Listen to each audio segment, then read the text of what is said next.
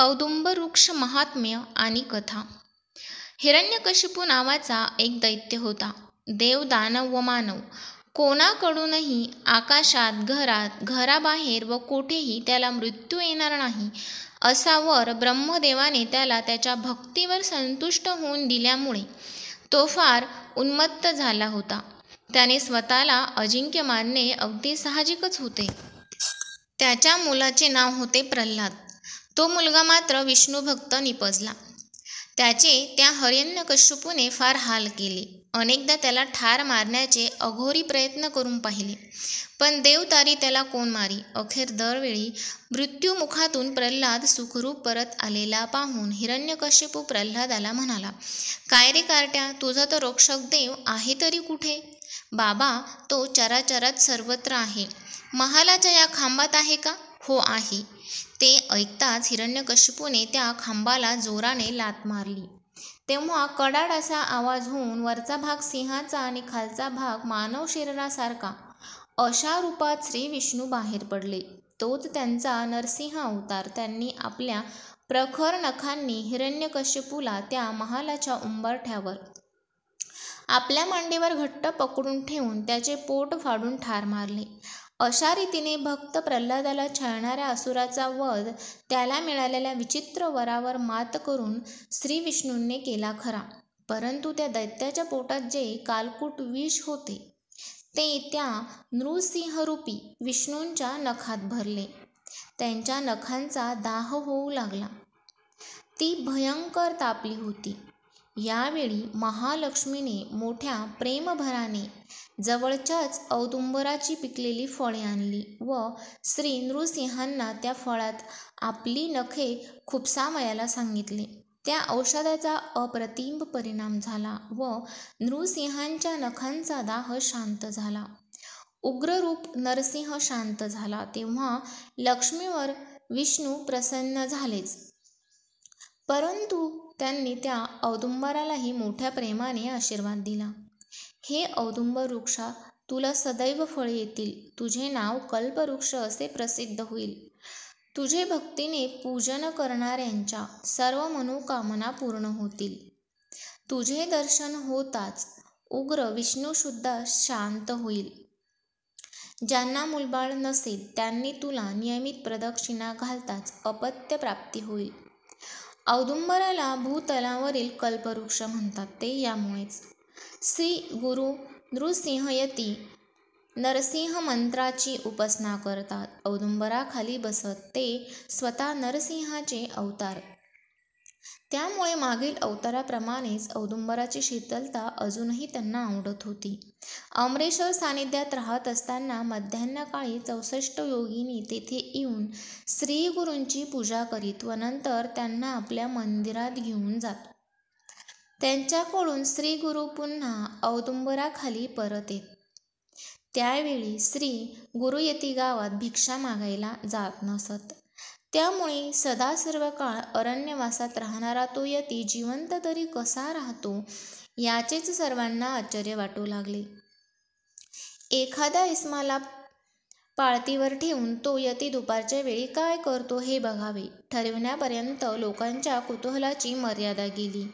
त्याप्रमाणे काही ब्राह्मण लोक मध्यान्हसमयी वास्तुस्थिती पाहावयाला संगमस्थानावर गेले, परंतु त्या ब्राह्मणांच्या मनात अचानक भीती निर्माण झाली व मग मदोन्मत्त झालेले ते विप्र मदरहित होऊन परतले. त्यावेळी एक गंगानुज मात्र आपल्या शेताची राखण करीत होता.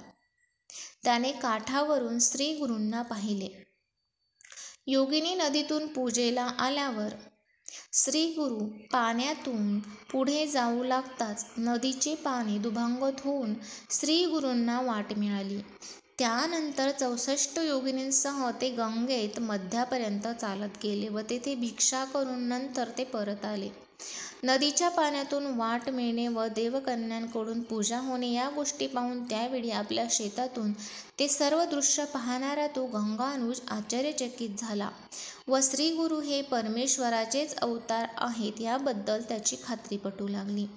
पुन्हा दुसऱ्या दिवशी त्या प्रकाराची नीट परीक्षा घेण्याचे त्याने ठरविले. ठरल्याप्रमाणे मध्यान्हकाळी श्रीगुरू नदीवर आले. नदीच्या पाण्यात त्यांनी पाऊल टाकताच पाणी द्विभाग झाले व नदीच्या मधोमध रस्ता तयार झाला.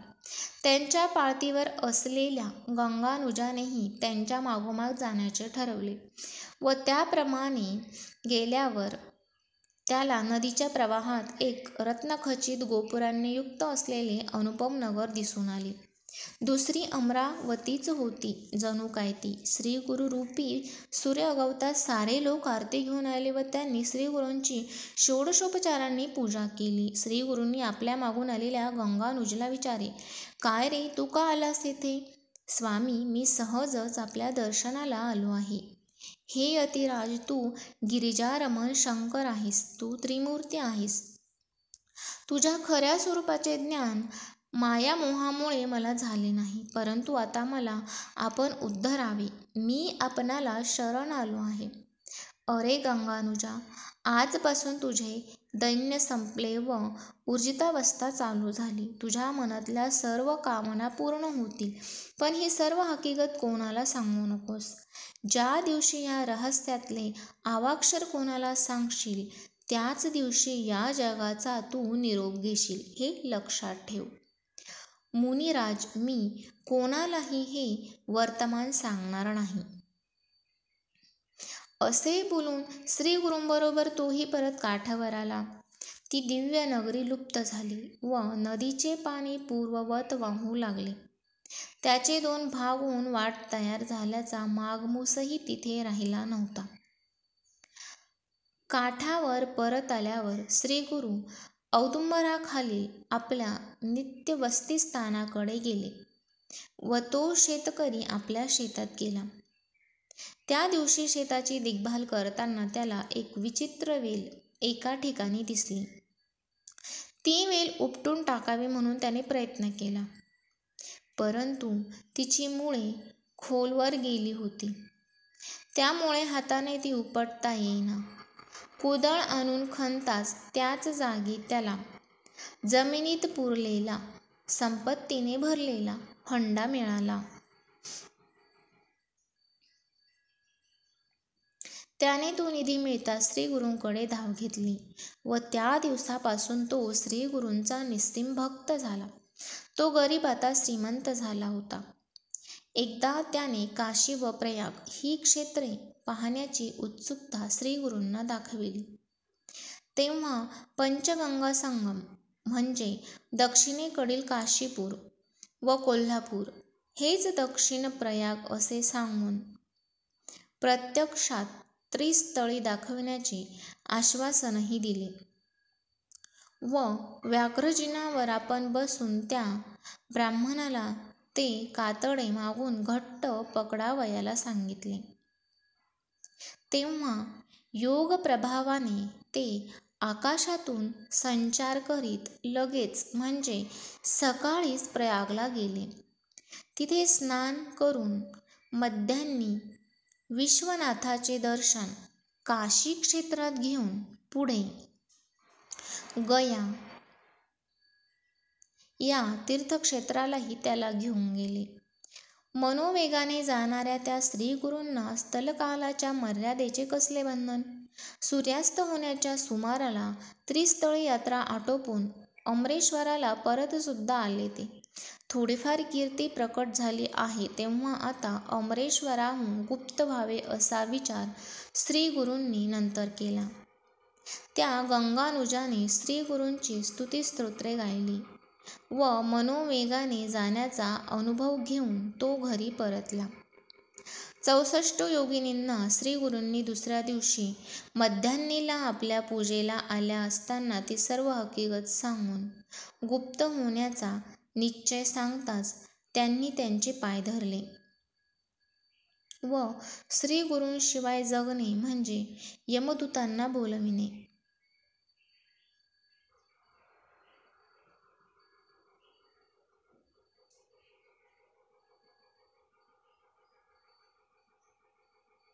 अशी आपली स्थिती असल्याचे विनविले. तेव्हा आपण औदुंबरावर नेहमी राहू. कधी वाटेल तेव्हा माझ्या भेटीची इच्छा झाली की औदुंबराकडे जात जा, असा दिलासा श्रीगुरूंनी त्यांना दिला.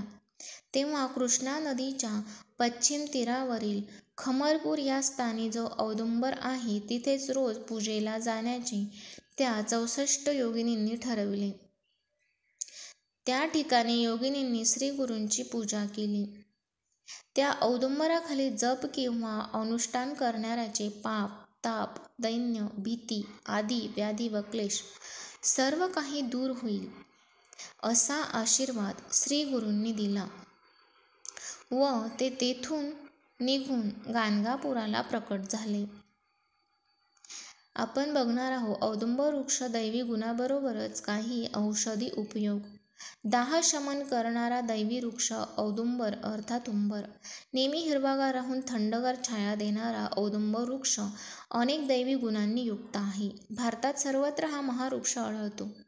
उंबराच्या झाडाच्या आसपास जमिनीत पाणी आढळते. किंबहुना जिथे पाणी मुबलक असते अशा जमिनीत हा वृक्ष वाढतो. या वृक्षाचे काही अद्भुत उपयोग आपण बघूया. नंबर 1. उंबराच्या सालीचा काढा करून तो थंड करावा. त्यात खडीसाखर, वेलची टाकून गुलाबी रंगाचे सरबत करावे. कॅन्सर झाल्यावर जी केमोथेरपी देतात त्यात शरीराची भयानक आग होते. त्यात हे सरबत उत्तम आहे. दिवसातून 3दा प्यावे. नंबर 2. अतिसार होऊन त्यातून रक्त पडत असेल तर सालीचा काढा घ्यावा. नंबर 3. जखम झाल्यावर ती धुण्यासाठी डेटॉल, सेव्हलॉन च्या ऐवजी सालीच्या काढ्याने धुतली तर जखम वेगाने भरून येते. नंबर 4. तोंड आले असता सालीचा काढा थोडा घट्ट करून तो तोंडाला आतून लावावा तर वेगाने त्रास कमी होतो. नंबर 5. गर्भाशयाची सूज कमी करण्यासाठी रक्तप्रदर, श्वेतप्रदर, मासिक पाळीच्या अतिप्रमाणात रक्तस्राव होत असेल तर सालीचा काढा पोटात घ्यायला देतात. सोबत योनिमार्गाद्वारे त्याच काढ्याचा उत्तरबस्ती दिला असता उत्तम गुण येतो. नंबर 6. गर्भाचे पोषण व्हावे म्हणून काढा देतात. सातत्याने गर्भपात होत असेल तर गर्भधारणेनंतर सालीचे सरबत करून प्यावे. नंबर 7. लहान मुलांना दात येताना जुलाब होता त्यावेळी उंबराचा चीक बत्ताशासोबत देतात. भस्मक नावाचा एक व्याधी आहे ज्यात व्यक्ती सारखे काही ना काही खात असते पण त्या व्यक्तीचे पोट भरत नाही. काही वेळाने परत भूक लागते. या आजारात उंबराची साल स्त्रीच्या दुधात वाटून दिली असता ही विचित्र लक्षणे कमी होतात. नंबर 8. उचकी थांबत नसेल तर उंबराच्या फळाचा रस प्यावा. नंबर 9. काविळीत उंबराचे पिकलेले अर्धे पान विड्यातून देतात. नंबर 10. तापात अंगाची आग होत असेल तर पिकलेले उंबराचे फळ खायला द्यावे. व्हिडिओ कसा वाटला कमेंट्स करून नक्की सांगा. आवडला असेल तर शेअर करा, लाईक करा आणि असेच नवनवीन व्हिडिओ बघण्यासाठी चॅनलला सबस्क्राईब करायला विसरू नका.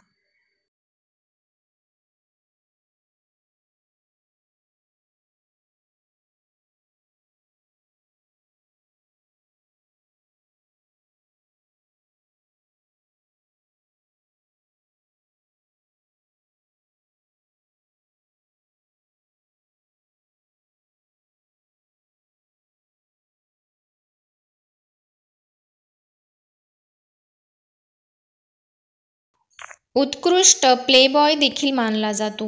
जो